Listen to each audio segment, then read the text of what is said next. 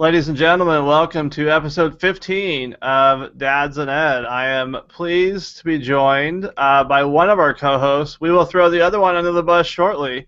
But for now, my name is Josh Allen. I have three wonderful kids, as always. Still have three. We have a 6-year-old, a 3-year-old who will turn 4 in 2 weeks. We have been prepping for this birthday for 6 months.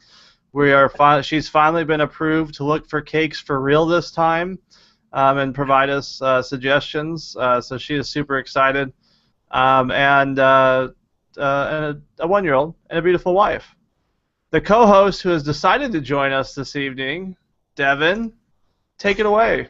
Yeah, I'm the more dedicated of the bunch, the two. Devin Schoening, I'm a K-12 instructional technology coach in Council Bluffs, and I have 2 great daughters, 8 and 10, and my wonderful wife is off teaching class tonight, so it's one of those nights where I'm happy that my kids are now old enough to kind of put themselves to bed, and know that I'll just be up at some point in time to give them a kiss because, some things are important, and this is important tonight, so we're just going to make it roll. At least it's important for some of us. That's true. For at least 2 of us it is. I really hope that Brent's watching because this is awesome. If you want to connect with the show because you're not super busy and you are a dedicated viewer, feel free to tweet at us at Dads and Ed. You can use the hashtag Dads and Ed. If you're on Google+, check out plus Dads and Ed. You can see a theme there. We named everything the same thing to make it easy for you. If you missed part of the show, check out our website, dadsanded.podbean.com, or subscribe in iTunes just by searching Dads and Ed. To start off the evening, man, I have these things queued up like a long time ago. It's cold. And that's what I call high-quality H2O. All right, tonight, Devin shared this with us a little while back. The article, and I tweeted it out at Dads and Ed a little bit earlier. Dads who do chores raise daughters who aspire to high-paying careers. I'm gonna put it on Twitter again. So, Devin, what are your thoughts about that? I don't know if regardless of whether or not I buy it or not. I do know that in our house, anyways, it's a pretty shared responsibility. I don't think our chores, I guess, that my wife and I do are split on any sort of gender lines or anything else. We kind of just pick up the slack where needed, and if the laundry needs done, one of us does it, and if the kids need fed, one of us does it. I think the only job that we have around here that only one of us does is mow the lawn. I don't know how that happened, but. I think we just do what we need to do, and I don't think it matters. So if that means that my daughters seeing me do some of those chores will aspire to higher paying jobs, I guess I'm all for it. And that's what I thought it was an interesting article as well. And some of these surveys or research that they get done, I feel like that there are so many other contributing factors that go along with a lot of those things. Kind of like what you said. Yes, my wife normally cooks supper, but if she's gone, I can warm up leftovers. I'm not making what she can make. Let's not kid ourselves. But I can order Papa John's. I can warm up the leftovers that she made. Like you said, snow removal and mowing are the 2 things that my wife does not do. Number 1, because I love the snow, and so I don't allow her to go outside and invade my area when I got the snowblower revved up. But I agree. If I wasn't around for a week and the yard needed to be mowed, she'd probably mow the yard. Like the one thing I thought was funny. So they talk about if in your household there are very defined gender roles, like the wife always does the girl jobs or whatever, then they're more likely to go out and have or they're more likely to stay home. Which I thought was interesting. So then if the parents share those responsibilities, then those girls are more likely to get higher degrees.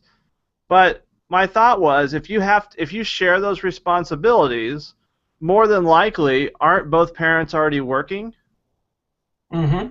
and so therefore, more likely valuing education, therefore more likely to have higher degrees. I just feel, and they mentioned it towards the end, like, what does it say? More research is needed to unpack this link between, the dad's modeling behavior and why that happens. Well, you see these. I used to get Men's Health all the time, and they do the same thing.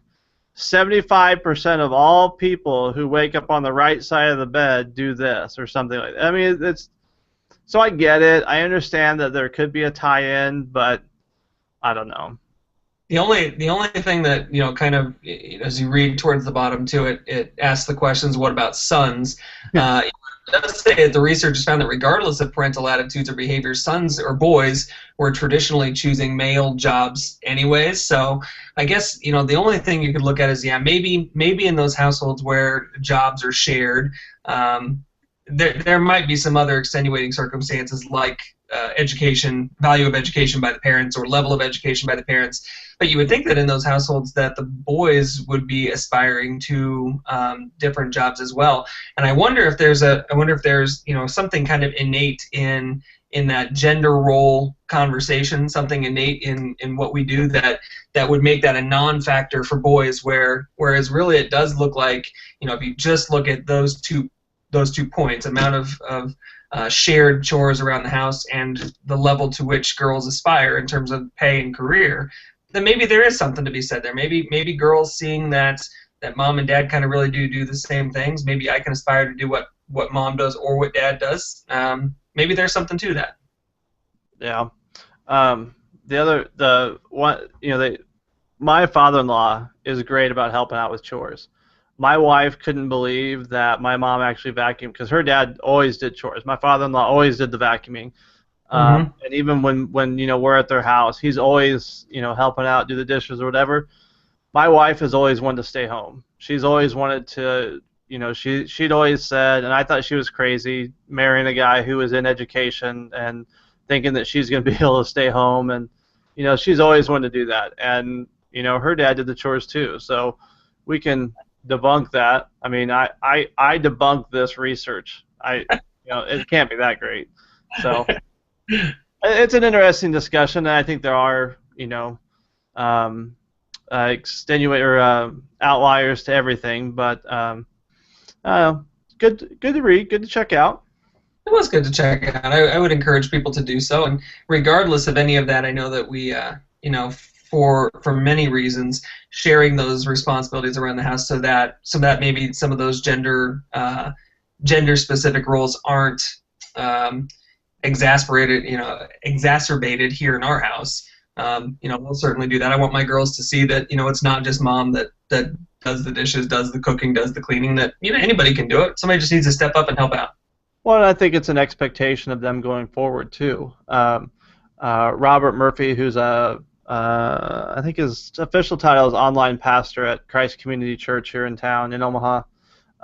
Him and I were having to he had put a blog post one day. He had just had his fourth boy, and he was talking about how upset he was. He wanted a girl just to be able to show her this is how a guy should act or whatever, and it's just too bad or whatever. And I said, no, I need I got two girls. I need a dad who's going to be a positive role model for my girls so that they have someone that's respectable to marry. I'm going to be modeling it at home, but I need other people to be modeling it as well. So, kind of along the same lines, and like you're saying, it's you're modeling what they should expect, in their household when they have their own. Yeah. So regardless of what they end up doing for a career, it's more about I think you'll hopefully be a happier person if you end up in a relationship with somebody who maybe shares those same values of sharing the chores or sharing the load or kind of picking up the slack, whoever needs to do it whenever they need to do it. So that's what I kind of took away from it. And if the career thing comes and the higher pay, the aspirations to higher pay, great. But I'm hoping we just kind of raise girls who aren't going to be pushovers too. Yeah, absolutely. Great. Brent, what do you have to say? Oh, wait. That was the moment for the crickets. We've been trying to play the cricket sound effect the whole time. Sure enough. that was the moment for crickets, and we missed it. The guy who always does the sound effects is the one who's gone, and then we fail. There he ruins the show when he's here, and he ruins it when he's gone. So. Oh, all right. Let's move on. Dad moment of the week. You know, that's a great question. I will have to say, so we are in the midst of beautiful weather today here in eastern Nebraska and western Iowa, I believe, correct? I think it's the same. Yeah, pretty much the same. Crazy how that works. So we are in the midst of a severe weather every other day type events. We had it yesterday. We're expecting it to be worse tomorrow. Yesterday, I actually got my kids to go outside as the storms were coming in. They get a little sketchy every now and then, and it was a lot of fun to see the two older ones go out and kind of play in the raindrops a little bit. After the wind had died down, before the rain had came, and my 1-year-old now is catching up on this quite a bit. So he or she kind of slowly slid out there, and it's really been fun to see the 1-year-old start following the other two. They like to do tummy booms where you run up and you hit each other's stomach, because all the little kids have bigger tummies that they can bounce into each other. So they think that's hilarious. And so they were trying to do that yesterday, and then I don't know, my 3-year-old, we decided to do like a lip boom where she gave me a kiss, and so then the 1-year-old came over, and the 1-year-old doesn't really give kisses yet, but she thought that was good enough. So it's we did have a talk with the 3-year-old that Reese is watching what you're doing now, so you need to make sure that you're being a good big sister, especially in church. You can't be goofing off and talking loud in church if you're going to be a good role model for your younger sister. So we'll see how that goes. It didn't go all that great yesterday, but we're trying. That's very cool. We spent all day Saturday. I mean, literally all day Saturday at Gracie, my 10-year-old's first track meet. She joined a track club here in Council Bluffs, and so we were over at Bryan High School on Saturday for her first track meet. She ran the 400 and the 1500. For her first 2 events ever in a track meet, and she was not necessarily she's done some distance running, right? I mean, we've talked on here before about her half marathon that she did with my wife, so she's done some distance running. She wanted to try a sprint, and she decided on the 400, and I told her, boy, the 400 is one of the tougher races. It's an all-out sprint, and she did that, and when she got done, she was just about ready to die. I mean, she was just tired. And what came of that, though, is a good thing, and she kind of understood that, boy, you really do have to train hard to be able to run these races. Even then, she ended up getting 3rd in her age group in the 1500, ran like a 6:44, which is great for her first time doing it. But the other thing that's really great about that, in terms of as I was watching her as a parent, is it's such a great opportunity to have that sense of camaraderie with teammates, to go out and cheer on the other people that she's with. And sometimes it's sports specifically that allow our kids the opportunity to do those things.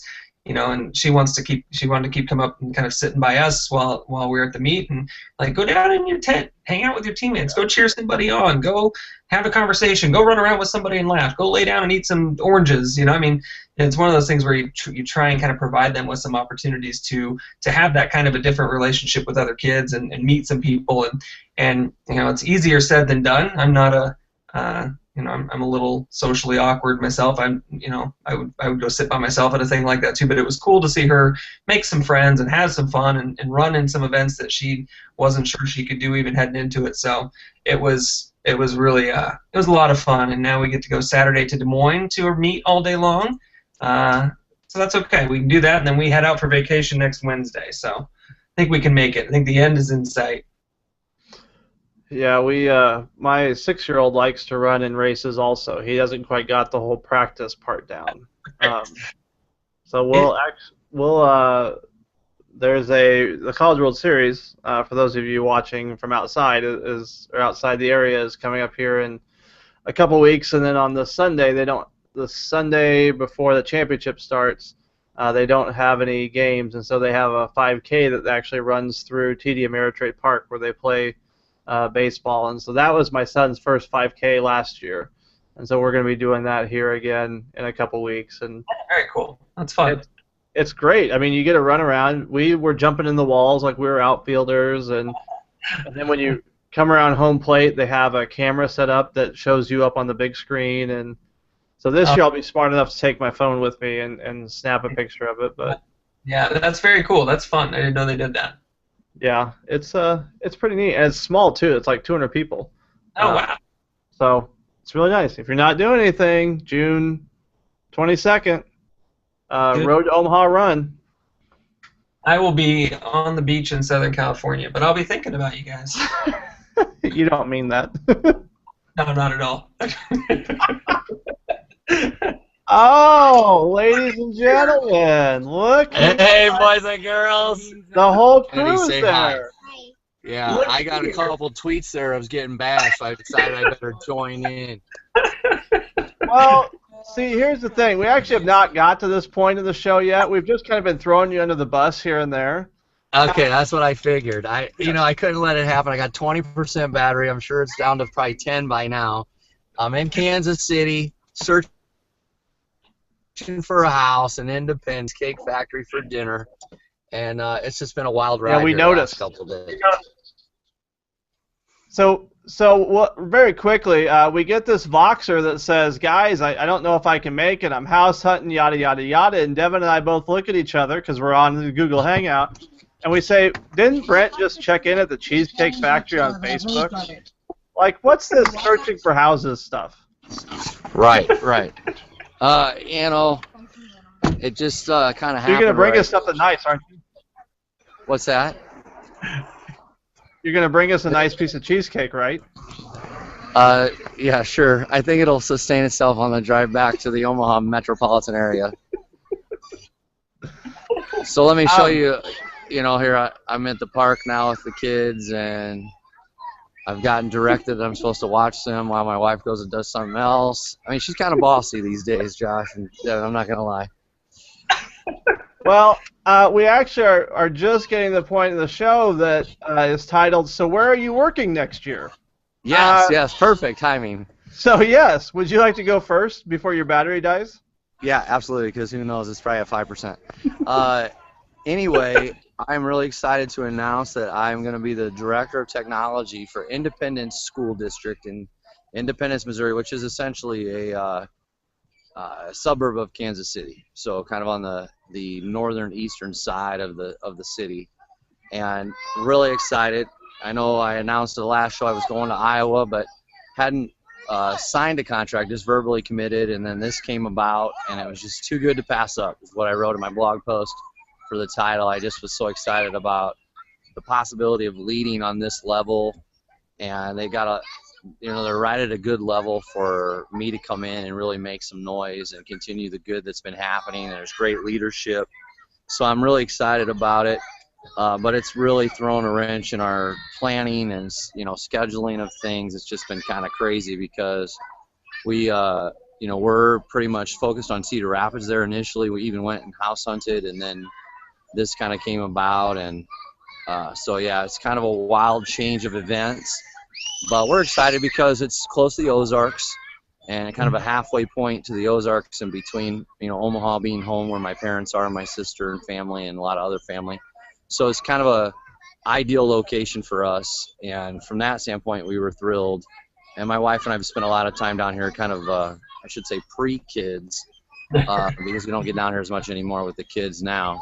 But although we're here today, but it's a little hectic, of course, when you have the four of them running around. And my cousin thankfully helped us today.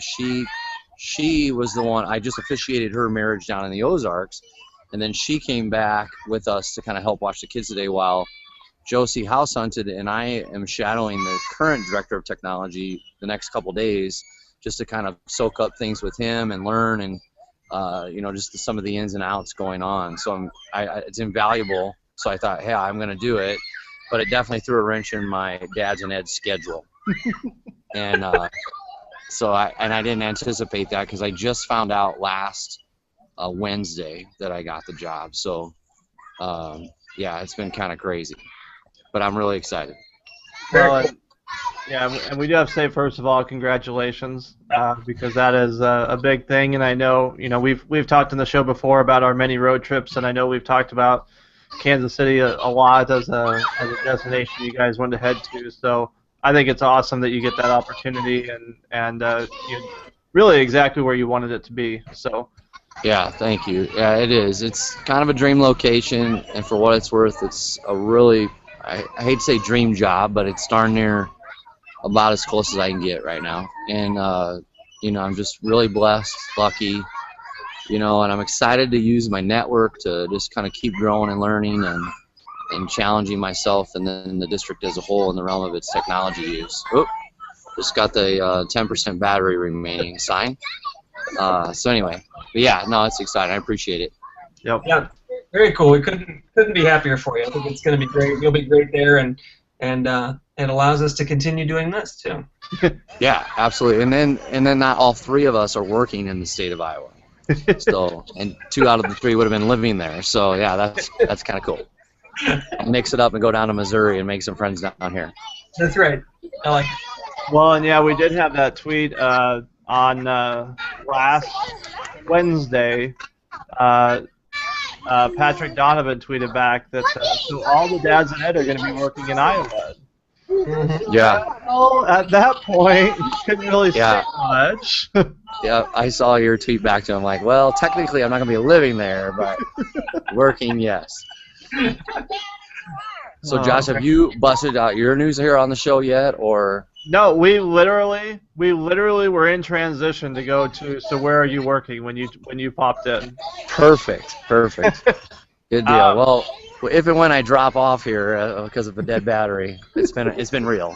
My first, mobile. I try to keep up with Devin. You know what I mean? I'm not driving because that's unsafe. So, even though he has his daughter helping.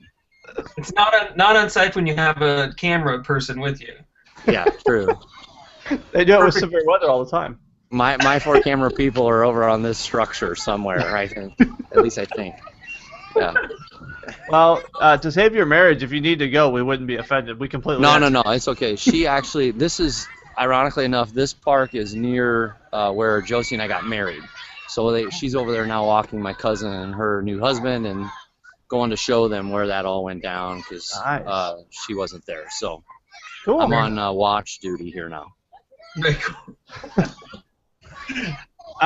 So Brent alluded to it. This has been actually all this is on my end has happened since the last time we had Dads in Ed. I agreed last Wednesday to take the tech integration specialist at Lewis Central Community Schools. Not something that I need to move for, which was appealing to me.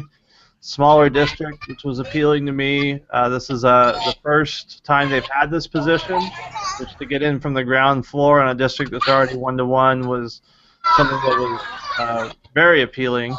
And then just sitting in the interview and having conversations and being already on the same page with their curriculum specialist. I can't remember their exact titles, but it was very exciting for me. So yes, I will not be moving to Iowa, but I will be working in Iowa next fall at Lewis Central. So awesome! Congratulations. Thank you. It'll be good. And that caused some confusion too, right, Devin? It caused a little confusion. Unfortunately, in the last couple weeks, I struggled with maybe taking that position also. At Lewis Central, applied for it and was offered it and accepted it, and kind of what I wrote in my post was an agonizing decision, which was true. I was really struggling, and I know the job is going to be great, and Josh is going to be great at it. I told them after I kind of decided not to do it that Josh was probably the perfect person for it. They would be getting somebody better than me. But I have decided to stay in my current position. Once I made the decision to kind of move, I really then agonized a little more and I realized I just had way too much still to do in my district and too many people that I wasn't ready to necessarily leave yet. We're not anywhere near where I want us to be. And so I kind of hope that my plan is to stay in my district, continue to do the things we're doing, and move us and move us a little quicker to some really great things. And it provides an opportunity for Josh and I to work together and do a little bit of collaborating here. We'll only be a few miles apart. Yeah, that'll be really cool. And you know, Devin, I know you've told me before too. Just you kind of want to see some of those things through that you guys have been doing and working on. So, you know, that's cool too. I mean, I know you're an integral part of that. So that's great. It really is. It was tough. I mean, it was. You know, once I made the decision to go, I just felt completely uneasy and people coming to me in my district and kind of, you know, hoping I wouldn't leave, and a lot of that played on me. Maybe I'm a little too low, maybe I'm a little naive, but it feels right. It feels like the right decision. So for those of you keeping track at home, Brent is in Independence, Devin is staying in Council Bluffs, and I am transitioning to Lewis Central, just outside of Council Bluffs. So it's going to be great. I think, you know, someone was joking on Twitter that, you know, is it a coincidence that you started Dad's Ed in November and now all three of you have new jobs? And that wasn't entirely accurate. You know, it could have been, but, you know, I don't know that the two of them have really anything to do with each other, but it was an interesting time, and it's interesting. You know, we actually started a Voxer chat after we discussed it last week, and so we've had a lot of discussions on there, you know, back and forth about, well, now I'm doing this, and so it's been fun. It's fun to grow with you guys and be able to share some you know, tips back and forth, and it'll be a good way to move forward. It will be awesome. Yeah, you know, the district Independence that I'm going to be working in, it's interesting. The guy who's leaving, I met at Moornet, Devin, when we were down in the Ozarks, actually. So it's just kind of a crazy couple coincidental type things for me in the realm of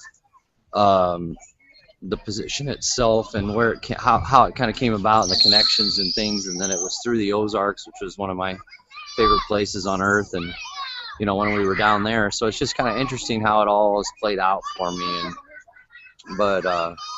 So yeah, I'm really excited because they have some Chromebooks. They also have some iPads. And when I've been visiting with the exiting director, he's like, yeah, I've been reading your blog, and I, you know, follow you on Twitter. And he's like, because at one point when we were going around, I was like, it's like you're reading my mind. He goes, well, I have been. I've been reading your blog and this, that, and the other. And I thought, oh my gosh, you know, because there were just so many things that were, I was like, yeah, that's what I would do. That's what I would do, you know. And then, so it's going to be kind of fun to, you know, just kind of, he's got a lot of good groundwork laid, and there's some good momentum going. And, you know, the superintendent's working toward kind of having a recurring budget for perhaps a one-to-one of some kind down the road, and just, you know, it's at a good stage of growth and change, and so I'm super excited to have an impact on that, and, you know, throw my opinions into the mix and just make some stuff happen. So it should be a really cool. And there goes the battery. Mic drop. That's right. It was almost on cue, so pretty good. All right. Well, since Brent's gone, we'll go ahead and transition then into the rest of the information we're sharing with you tonight. The app or site that I want to share, and they are actually both tonight, which is works out well, is Flipboard. And what I've used Flipboard for is I've used it just to kind of get my own information. And in the last year, maybe 18 months, I don't remember exactly when, but they started where you could create your own magazines. So as you are going through and finding articles, you can send stuff to a magazine. So what I've started doing is in my, I guess, current position here in Papillion, we were looking into blended learning. So I started doing some blended learning, created my own magazine, saved articles to it, and then you can invite other contributors. So Christina Peters, good friend of the show, is at the Nebraska Department of Ed, and she's been doing some blended learning work with them, so I invited her as a contributor. And I had seen this, actually Russ Garand, whose wife Becky sponsored the show a while back. He had done one on Evernote, and so as I'm switching to the new position, which is a Google Apps district, which we aren't here, I've needed to find some more articles about ways to use Chromebooks and what have you. So I've started one for Google Apps for Ed. Tweeted it out the other day and am open to others being contributors to it. So hopefully that'll help my learning.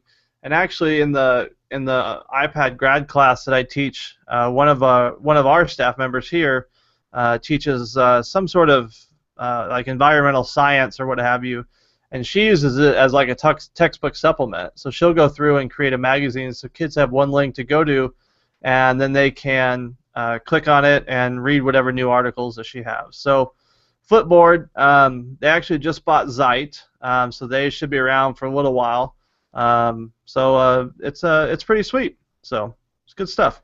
Yeah, and I'm looking forward to that, to using that a little bit. I've used it just a bit, but more for consumption than actually producing anything that could be used by others. So I'm excited that you kind of started that and can hopefully help with that. So that'll be cool. My Twitter follows for the day. I'm gonna give some props to some folks in my district. I've worked with lots of our elementary teachers this year, and a number of them have really taken off on Twitter. I started a hashtag challenge in Council Bluffs at the hashtag CBCSD for the month of May. We had a challenge to as many teachers as possible to post at least one thing on the hashtag from their classroom every day, and we had some teachers really take off with that, and I hope people go and look, and I'll share a story about that in just a second. But I'm going to share 3 teachers, and these 3 are going to be through some teacher leadership grant from the state.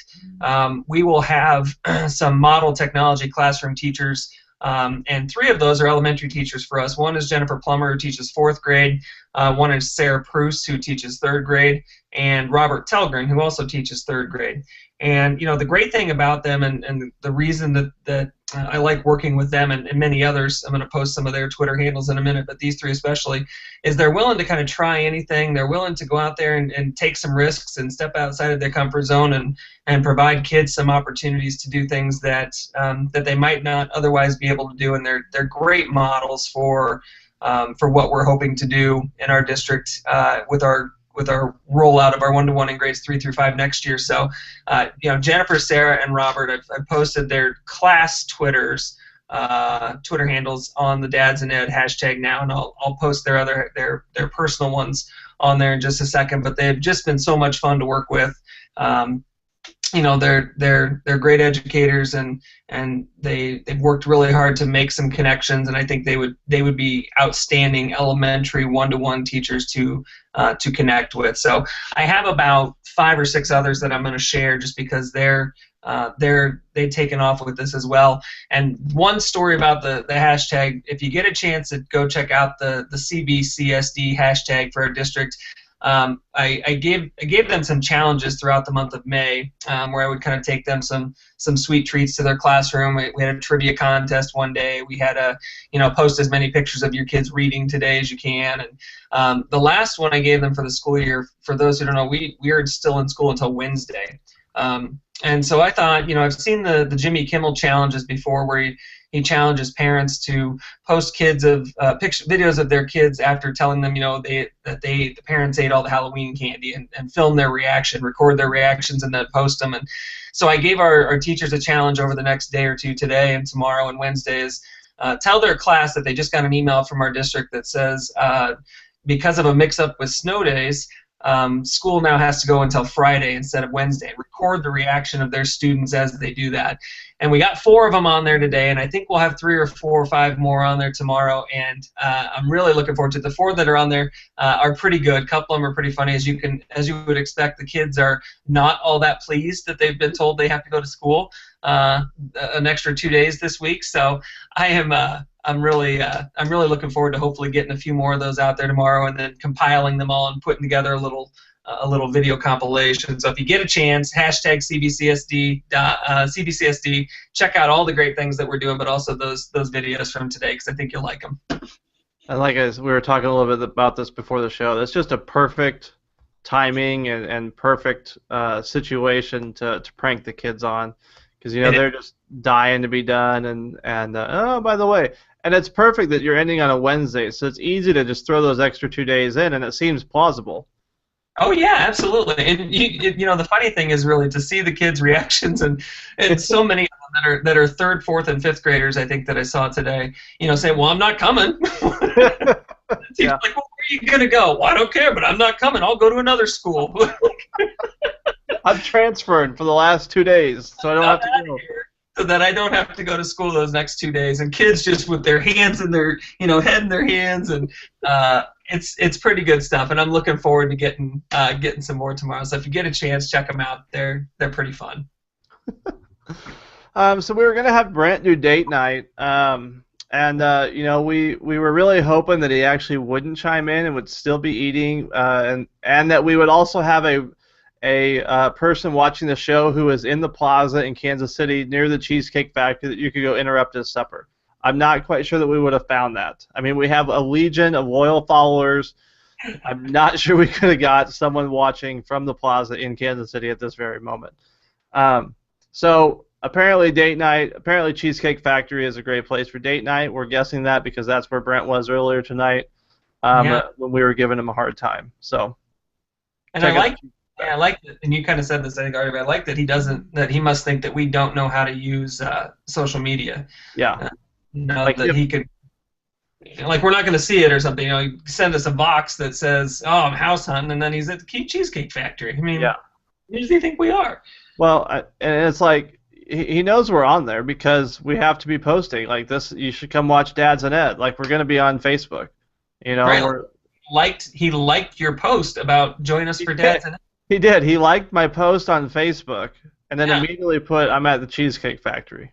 Yeah, he gets a little bit of a reprieve because he did join us mobilely tonight, with his phone while he was supposed to be watching his kids. So I'll give him some credit for that. But he needs to know that we understand the premise of social media and how it works. So if you lie like that or do not understand the premise of social media, how does that affect the chores that you need to do around the house if you want your daughter to get a job? That's right. I want someone to pay us to research that. And it's a good thing he's been offered this position as tech director already, because if they found out that he didn't understand the way social media works,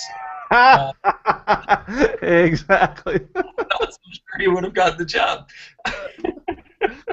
Oh, I sure hope he's subscribed at dadsanded.podbean.com or through iTunes by searching Dads and Ed so that he hears all this later and he can give us a hard time about it. Boy, I do too. All right. Well, that wraps up this week's show. We do not know when the next one will be. It'll be in July. It depends on when Brent moves. It depends on quite a few different things. So be looking for us late in July. We'll be sending it out on Twitter at Dads and Ed. Make sure you give us a follow there, or check us out on the on Google Plus Dads and Ed. And I do want to go back.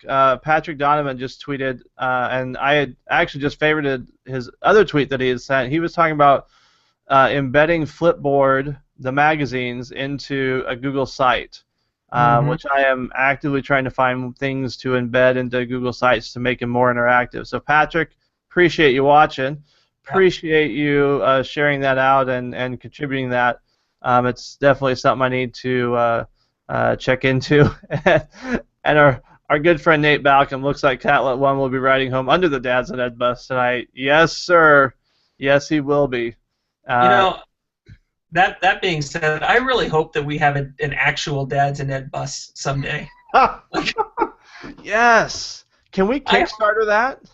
I think we should, because that seems like something that we should have. Like, to be able to take this show on the road sometime, we need a Dads and Ed bus, and then we can really have a little a doll of Catlett riding under the bus. I think this has some legs, and it takes me to one thing I want to say before we kind of end this tonight. I'm really excited that we were able to kind of keep this going all year with what I think were some pretty entertaining and fun and interesting shows, and kind of like the end of a season of a show, where people are wondering if this thing's going to be canceled or if it's going to be picked up again, right? I think we have some pretty good guests lined up for when we actually come back for some shows in the fall, especially, right? Don't you think? We do. We for those of you a little behind the scenes action, we have a Google Doc where we've jotted down some potential speakers, and we do have some. For the summertime, we thought, we got a lot going on. Everything's kind of up in the air, so we're just going to keep it to ourselves for, these couple months. But we do have some great people lined up. We were actually just talking about another one tonight before we came online, and so it's been wonderful. It's been something that we just kicked around, and we really appreciate people like Nate and Patrick and Darren Swenson and everyone else who has been listening in. That's what makes it fun. And we've always said that no matter how many people are here, that for us it's just three friends getting together and chatting, and to be able to bring everyone else in, it's been good. And I don't know how we're gonna. Yeah, Google has not kicked us off. Let's say that Google Hangouts has not banned us or canceled our second season, but we've set the bar pretty high. I'm not sure how we're gonna top that. But we'll see. Yeah, absolutely. Hey, it's a big job, and I know at least two of us are up for it. So. Beep beep. I see a new logo in our future. I do too. We'll might start working on that tonight. Well, yeah. I mean, the three of us are fairly distinctive anyway. You got Catlett's faux hawk you can put in there. You're pretty normal looking. I got a beard. I think we can distinguish the three of us. I like it. Oh, that's good stuff. That's a good summer project. That is as good a way to end this season of Dads and Ed, for lack of a better term, and to go into the off season thinking about what we might be able to do for a new logo and kind of like caricatures of ourselves. I like it. We gotta step our game up. All right, folks. Thanks for joining us. This will be up soon, and we will catch you in July. Sounds good. Good night. Stop.